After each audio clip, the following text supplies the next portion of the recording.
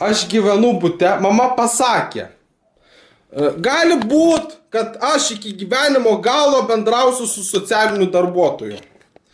Yra nemaža tikimybė, kad aš visą gyvenimą bendrausiu su socialiniu darbuotoju, neskaitant ligoninės. Mama pasakė, jeigu tu nori turėti kur gyventi, bendrausi su socialiniu, ne taip. Sako, svarbiausia, kad tu turėtum kur gyventi.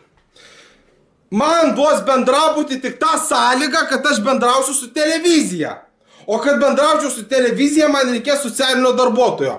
Tai mano noras, pašol nahui televiziją, aš noriu gyventi vienas, be jokio socialinio darbuotojo bendrabūtį.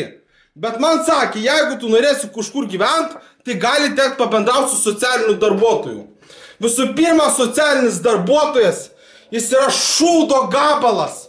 Tu bijai jo, tu jam atsiskaitinėjai, jis ateina, liepia tau atsiskaitinėti, liepia tau pasakot, ką veikiai, ką valgiai, ką dirbai, liepia pasakot, ką šventėjai. Socialinis darbuotojas yra šūdo statulėlė.